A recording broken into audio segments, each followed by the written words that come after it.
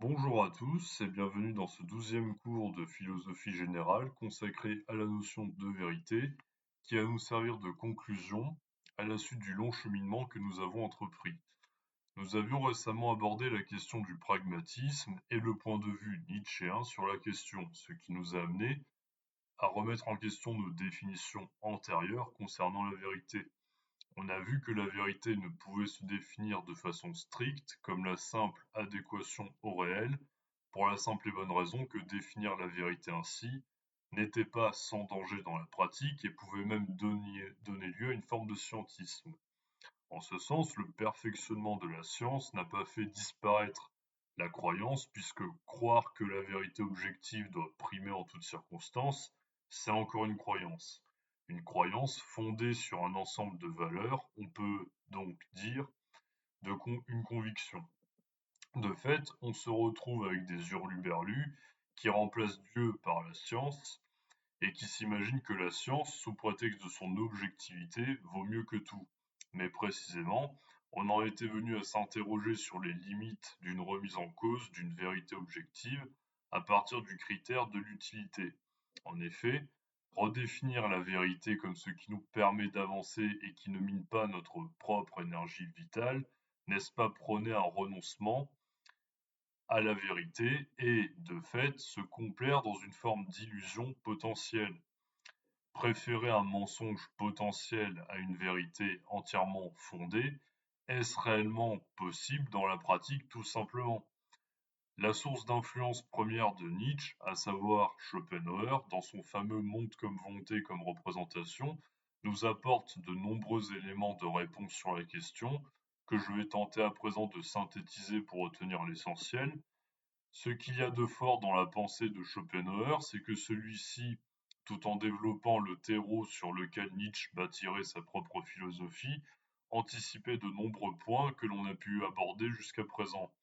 Schopenhauer circonscrivait d'ores et déjà le champ du savoir scientifique au comment, par exemple, comme le développera de façon presque contemporaine le positivisme de Comte, mais là où Schopenhauer fait fort et instaure une rupture décisive dans l'histoire des idées par rapport à un certain Kant, dont il se réclame par ailleurs, c'est en déplaçant le problème de la vérité du côté du pourquoi et non plus du comment. Je m'explique.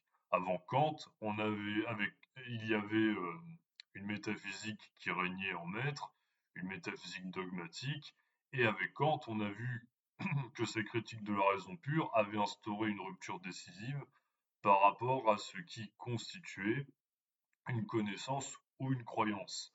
La connaissance provient de la seule expérience à laquelle nous participons, puisqu'il faut bien être un sujet doté de sensations et d'un cadre spatio-temporel pour pouvoir connaître quoi que ce soit.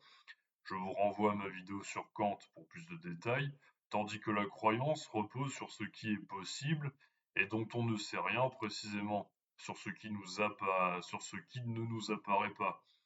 On peut penser que Dieu existe, mais on ne peut pas l'affirmer, pour le résumer de façon ultra concise et simpliste. Eh bien, Schopenhauer effectue une révolution qui me semble en tout point aussi remarquable que celle de Kant, dans la mesure où il va reprendre là où Kant en était resté. Il attestera que l'on ne connaît pas ce qui va au-delà de notre cadre spatio-temporel et perceptif, qui constitue ce qu'il nomme la représentation, mais il se demandera très sérieusement pourquoi on ne peut pas renoncer à croire, et surtout pourquoi on a un besoin naturel de connaître la vérité, peu importe la définition qu'on lui donne. Pour le dire autrement, on aura beau définir la vérité comme la seule vérité scientifique et reléguer Dieu ou ce que Nietzsche nommerait un arrière-monde spirituel au rang de croyance, ça n'empêchera pas l'homme non seulement de continuer à chercher la vérité ailleurs que dans la simple science, mais surtout cela ne l'empêchera pas de confondre croyance et connaissance. On peut donc se demander pourquoi.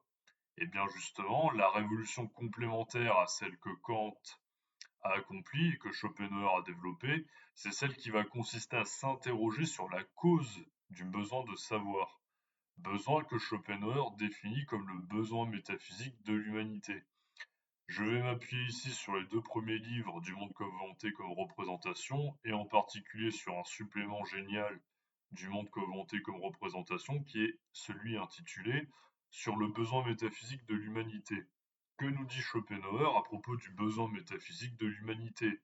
Dans le supplément que j'ai indiqué, il rappelle, on ne sait jamais, ça fait pas de mal, que la science étudie les relations de cause à effet expliquant comment tel ou tel phénomène se forme et apparaît, mais qu'elle ne porte pas sur le pourquoi. J'en ai parlé de façon détaillée dans ma vidéo sur Popper par ailleurs.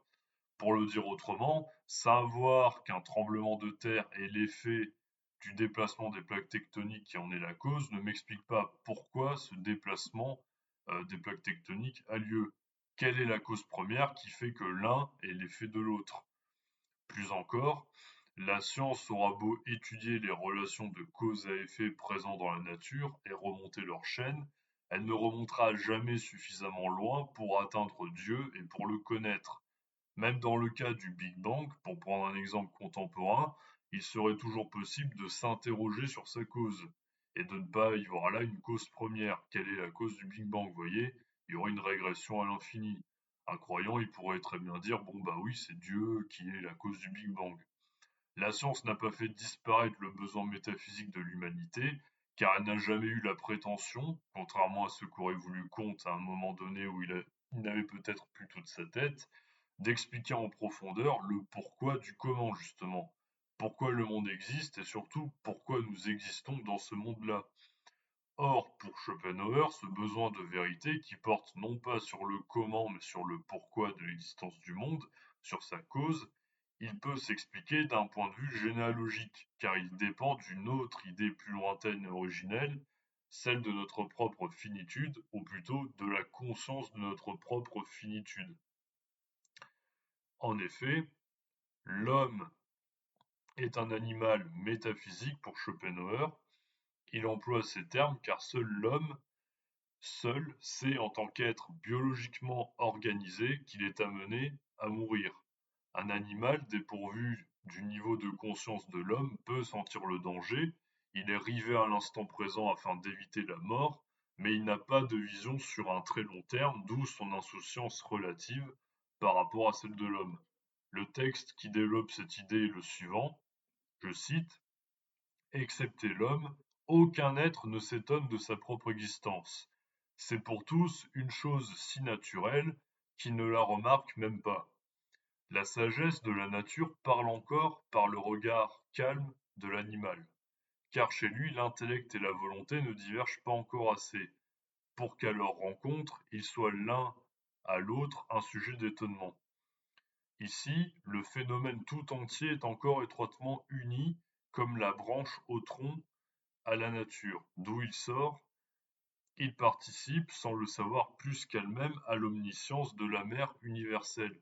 C'est seulement après que l'essence intime de la nature, le vouloir vivre dans son objectivation, s'est développé avec toute sa force et toute sa joie, à travers les deux règnes de l'existence inconsciente, puis à travers la série si longue et si étendue des animaux, c'est alors enfin avec l'apparition de la raison, c'est-à-dire chez l'homme, qu'elle s'éveille pour la première fois à la réflexion. Elle s'étonne de ses propres œuvres et se demande à elle-même ce qu'elle est.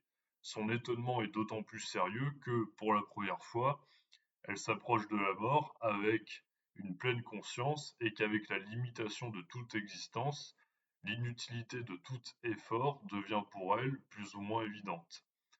De cette réflexion et de cet étonnement naît le besoin métaphysique qui est propre à l'homme seul. Fin de citation. Pour résumer l'idée que l'on vient d'apercevoir ici, la présence de la raison permet à l'homme de développer des idées abstraites qui vont lui permettre de donner un sens à son existence. La raison, comme lieu de la représentation abstraite propre à l'homme, est à la fois le mal et le remède paradoxalement. On est moins insouciant que l'animal, puisqu'on a la raison, et on est plus malheureux parce qu'on souffre, mais qu'en plus de ça, notre conscience nous fait plus durablement souffrir en maintenant à notre esprit un état de souffrance passée, tout en nous faisant redouter l'avenir.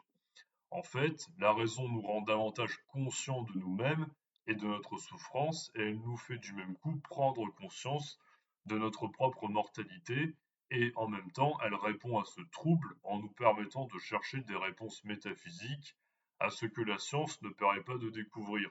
En fait, Schopenhauer distingue la philosophie qui permet de donner à l'homme des réponses, mais qui repose sur des concepts et un effort de réflexion dont la masse n'est pas dotée, il faut bien l'admettre, sinon la philosophie serait davantage populaire et respectée, et je pourrais avoir un nombre conséquent d'abonnés sans avoir pour autant, si je veux y parvenir, à faire le Jones et à vous parler de Game of Thrones, et la religion qui est, je cite, la métaphysique du peuple. Il a défini ainsi dans ses Parerga et Paralipomena. Quand Schopenhauer parle de métaphysique du peuple, il veut dire par là que la religion a toujours paru plus accessible au niveau intellectuel que la métaphysique issue de la philosophie, celle de Platon par exemple, ou la sienne. C'est plus facile de comprendre que Dieu, qui est un être tout-puissant qui possède toutes les qualités humaines multipliées à l'infini, a créé le monde, que la volonté, qui est une force aveugle à l'œuvre dans l'ensemble des phénomènes, est ce qui caractérise notre essence et nous pousse à vouloir vivre. Si je tiens le premier discours à quelqu'un de lambda qui ne connaît rien à la philo, je passe pour un simple intégriste qui croit en Dieu. Si je tiens le second discours, qui tente de résumer la métaphysique de Schopenhauer en une phrase, j'ai seulement droit à une grimace. La religion procède par image et par icône, elle permet d'expliquer l'inconnu à partir du connu. C'est également pour cela qu'elle aura toujours plus de succès auprès du peuple que la philosophie, qui repose sur des concepts et des raisonnements abstraits, qui paradoxalement renvoient à quelque chose de concret, justement. Bref, que vous soyez athée, métaphysicien ou croyant, vous avez un besoin métaphysique qui est ancré en vous et vous ne pouvez pas renoncer à la vérité. L'athée remplacera Dieu par la science, on l'a déjà vu avec Nietzsche la dernière fois, ou alors il sacralisera le réel et la matière de façon dogmatique et il va diviniser celle-ci en considérant que seul ce qui apparaît est divin et existe objectivement, que le réel est la cause de lui-même, ce qui relève de la croyance. En réalité, on n'en sait rien du tout. Si vous réussissez à me prouver l'inverse, bah, vous êtes très fort, hein. Vous êtes l'équivalent de Dieu. Le non-croyant reste croyant, qu'il le veuille ou non, puisqu'il croit qu'il n'y a pas de cause première au monde, alors qu'il n'en sait rien et ne peut pas le savoir. C'est pas parce qu'on peut pas remonter à une cause première qu'il n'y a pas de cause première. C'est pour ça que Kant l'a relégué dans le champ de la croyance. C'est ça la subtilité de Kant. Le comprendre, ça éviterait pas mal de contresens d'ailleurs, mais passons. Le métaphysicien, ici Schopenhauer, essayera de rendre compte du désir qui nous anime et de percer le mystère de l'existence en développant des intuitions philosophiques, tandis que le croyant, il a déjà ses réponses toutes trouvées dans sa Bible, sa Torah ou son Coran. En effet, la science ne fait ni disparaître la mortalité humaine, il y a quelques fous qui aimeraient que la science y parvienne, mais à l'heure actuelle, ce n'est pas possible, ni ne donne un sens à votre existence, ni ne vous dit quoi faire et comment agir. Or, la religion, comme le montre Schopenhauer dans le texte, sur le besoin métaphysique de l'humanité, répond à une triple exigence que la science ne peut pas, par sa nature, satisfaire chez l'homme. Elle lui donne une réponse concernant la cause première du monde, Dieu. Elle calme ainsi ses angoisses existentielles liées à sa mortalité, en lui faisant entrevoir un paradis comme récompense possible à ses actions vertueuses, et en plus, elle répond à une troisième exigence pratique qui est de lui dire comment agir et quoi faire. Quels sont les principes qui doivent le guider dans la vie de tous les jours pour bien se comporter et avoir bonne conscience. De ce point de vue, la religion aura toujours une longueur d'avance par rapport à la science, et le progrès scientifique ne fera jamais disparaître la religion, car la religion est la réponse populaire, comme je l'ai expliqué, aux besoins métaphysiques de l'humanité. Ce besoin métaphysique est le même que celui du philosophe qui, pour Schopenhauer, trouvera ses réponses dans la réflexion plutôt que dans la théologie ou la religion. Et ce besoin provient d'un étonnement philosophique douloureux face à l'existence du monde tel qu'il est. Schopenhauer dit avec des mots d'une force incroyable que si nous étions immortels et menions une vie dépourvue de toute souffrance, alors la philosophie ou la religion n'aurait aucune raison d'être. Nous n'aurions aucun besoin métaphysique, car le besoin métaphysique repose sur un étonnement philosophique qui se veut douloureux. Il est douloureux car il naît de l'observation du fait que nous souffrions et qu'en plus de cela, notre expérience est amenée à prendre fin tôt ou tard.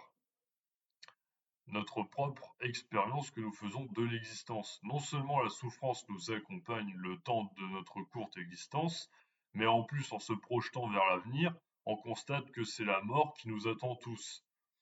Ça nous étonne, et ça nous étonne de façon douloureuse car ça n'a pas de sens. On se dit mais pourquoi hein, à quoi bon? À quoi bon avoir la raison qui nous permet de chercher du sens à ce qui n'en a pas apparemment? Eh bien justement, la raison va jouer ce rôle thérapeutique en soulageant cet étonnement auquel elle va apporter des réponses, en cherchant la cause de notre souffrance, le péché originel pour les croyants, le vouloir vivre comme instinct de conservation égoïste pour Schopenhauer, et ainsi y apporter un remède, l'espérance liée au paradis pour le croyant, la négation du désir pour Schopenhauer. Pourquoi la philosophie de Schopenhauer aurait une plus grande valeur de vérité qu'une simple croyance religieuse? Non, parce que évidemment, si Schopenhauer considère toute croyance comme illusoire, il ne considère pas sa propre philosophie comme une croyance, c'est certain. Eh bien, parce que la volonté qui est la nôtre, on la connaît par ses manifestations. Il est universellement constatable que l'on veut vivre et que cette lutte contre la mort nous caractérise. Et ça, Schopenhauer nous le dit, on le sait par le biais de l'expérience interne. L'expérience que l'on fait de son propre corps, au sein duquel notre désir se manifeste pour nous amener à vouloir toujours et à nous conserver. Le tort du croyant, c'est de situer la vérité au-delà du phénomène, au-delà de ce qui constitue son expérience externe. Or, ce que l'on connaît, c'est ce qui se donne directement à nous par l'essence, mais pas seulement. Et c'est ça l'erreur de Kant pour Schopenhauer, c'est d'avoir réduit ce qui est connaissable et ce qui est la source de nos connaissances à ce qui apparaît, à des données empiriques organisées par notre esprit, alors qu'il y a bien un type d'expérience qui ne ment pas et qui nous anime en permanence, l'expérience interne par laquelle on accède à la vérité de notre propre corps, qui nous anime en tant qu'être, qui pâtit et qui agit en conséquent. En fait, c'est l'expérience de la vie même que Schopenhauer réhabilite, et l'expérience qu'on en fait au-dedans de notre propre corps. Ça, ça peut paraître étrange que personne n'y ait pensé avant, mais c'est ce que Schopenhauer, en tout cas, a thématisé dans sa philosophie. C'est ce qui est à la base même de toute sa théorie de la connaissance. Ce qui intéresse Schopenhauer, c'est donc en profondeur pourquoi nous avons besoin de savoir, quitte à céder à l'illusion, comme chez Nietzsche finalement. Eh bien parce que nous avons naturellement ce désir insatiable en nous de conserver notre être. Et pour que l'on se conserve, il faut bien que notre existence ait un sens, même illusoire, raison pour laquelle les idées métaphysiques, celles de Dieu notamment, ne font que prolonger ce désir originel de conservation qu'est ce que Schopenhauer nomme le vouloir vivre. Notre représentation abstraite, qu'est la raison, prolonge les intérêts de la volonté. Les pulsions qui nous animent en vue de notre survie ne suffisent pas, car nous ne sommes pas de simples animaux, nous sommes des animaux métaphysiques comme je l'ai dit, nous avons la raison, et cette raison doit donc développer des idées comme autant d'outils répondant à un besoin vital qui va apporter des réponses illusoires capables de calmer momentanément l'homme. Donc c'est pour ça que l'homme dans son essence ne peut pas réellement renoncer à la vérité. Seul l'ascète qui a saisi, pour Schopenhauer, tel qu'il le développe au livre 4 du monde comme volonté comme représentation, l'essence même de l'absurdité du réel et a nié la volonté en cessant de désirer, par la médiation d'une expérience traumatique ou par la saisie intellectuelle de cette essence-là, il avait un naturel qui le prédisposait d'ores et déjà à devenir un ascète, eh bien il accède à une vérité qui n'a rien d'illusoire, cette vérité étant le néant de l'existence. La seule vérité à laquelle on en arrive, c'est que toute croyance répond à un besoin et n'est qu'un cache-misère, mais cacher la misère ne permet pas de l'éviter pour autant. Lorsque Schopenhauer nous dit que Bouddha, le sourire aux lèvres, contemple la farce du monde, Il veut dire que le nirvana auquel conduit un état de négation pure et simple du désir, qui est en nous, nous plonge dans un état de plénitude absolue qui empêche toute recherche de la vérité, vaine et illusoire. Le Bouddha a renoncé à chercher la vérité car il a trouvé cette vérité et le monde lui est apparu dans toute son illusion. La seule vérité, c'est le caractère illusoire du monde dans son caractère vide, puisque le désir qui nous fait nous y maintenir ne poursuit que des chimères, que des illusions, que des croyances, des chimères qui sont incapables de nous satisfaire durablement, puisque la vie alterne entre la souffrance et l'ennui, comme j'ai déjà expliqué plusieurs fois. En ce sens, il y a un apaisement davantage profitable pour celui qui a cessé de croire que pour celui qui continue de croire, car il est encore sous l'emprise de son désir. L'enseignement de Schopenhauer, c'est que l'on ne peut renoncer à la vérité et renoncer à croire que si l'on a renoncé à vouloir vivre, que si l'on ne désire plus. La connaissance, qu'elle soit scientifique mais limitée à des relations de causalité ou métaphysique et illusoire, ne répondant qu'à un désir irrationnel à l'origine. Il faut donc chercher la vérité et vivre dans l'illusion, ou bien avoir saisi le caractère limité d'une connaissance scientifique ou illusoire de nos croyances, et donc se situer hors du monde. Cesser de jouer son jeu en supprimant ce qui produit toute recherche de la vérité depuis Platon. La raison, ayant pour primat notre volonté irrationnelle et prolongeant nos intérêts en vue de notre propre conservation. En passant, Schopenhauer anticipe et enterre le pragmatisme avant même qu'il n'apparaisse, puisqu'il montre le caractère vital de nos convictions et de nos croyances, tout en montrant qu'elles ne constituent pas des vérités, puisqu'elles sont bien des moyens en vue d'une fin, cette fin étant la conservation, tout en étant produits par la force qui nous anime et nous conduit à vouloir nous maintenir en vie. La vérité est donc, dans son plus haut niveau, non pas une croyance débarrassée de l'expérience comme on l'aura vu avec Platon, elle n'est pas non plus relative à la seule expérimentation scientifique car celle-ci est sans cesse réitérée en vue d'atteindre une objectivité qui implique une remise en question perpétuelle qui ne répond pas aux aspirations les plus métaphysiques et profondes de l'humanité. Elle va au-delà du comment auquel Kant et le positivisme ont cru à tort pour pouvoir circonscrire le champ de la vérité. Elle se situe dans le pourquoi du comment justement, ou plutôt dans la cause profonde qui nous empêche de renoncer à admettre la vacuité de l'existence et du monde et à continuer à vouloir le rendre rassurant ou à lui donner un sens qu'il ne possède pas intrinsèquement. Voilà, je viens de terminer ce long itinéraire de réflexion sur la vérité, que je viens de résumer le plus rapidement possible. Et pour vous récompenser de m'avoir suivi jusqu'au bout, je vais vous lire une des plus belles pages de l'histoire de la philosophie. En fait, je n'ai peut-être jamais rien lu d'aussi beau. Il s'agit de La fin du monde comme volonté, comme représentation, qui vient clore notre analyse à propos de la notion de vérité et qui résume ce que je viens de vous présenter ici. Je vous dis à très bientôt pour une nouvelle notion, et je termine donc sur ces quelques mots de Schopenhauer qui sont, je trouve, réellement bouleversants. Désormais, il ne reste plus devant nous que le néant. Mais n'oublions pas que ce qui se révolte contre une pareille annihilation, c'est-à-dire notre nature, n'est autre chose que le vouloir vivre. Ce vouloir vivre que nous sommes nous-mêmes et qui constitue notre univers. Mais détournons notre regard de notre propre indigence et de l'horizon clos qui nous enferme. Considérons ceux qui se sont élevés au-dessus du monde et chez qui la volonté, parvenue à la plus haute conscience d'elle-même, s'est reconnue dans tout ce qui existe, pour se nier ensuite elle-même librement. Maintenant, ils n'attendent plus qu'une chose, c'est de voir la dernière trace de cette volonté s'anéantir avec le corps même qu'elle anime. Alors, au lieu de l'impulsion et de l'évolution sans fin, au lieu du passage éternel du désir à la crainte, de la joie à la douleur, au lieu de l'espérance jamais assouvie, jamais atteinte qui transforme la vie de l'homme, tant que la volonté l'anime, en un véritable songe, nous apercevons cette paix plus précieuse que tous les biens de la raison, cet océan de quiétude, ce repos profond de l'âme cette sérénité inébranlable dont Raphaël et le Corrège ne nous ont montré dans leur figure que le reflet. C'est vraiment la bonne nouvelle, dévoilée de la manière la plus complète, la plus certaine. Il n'y a plus que la connaissance, la volonté est évanouie.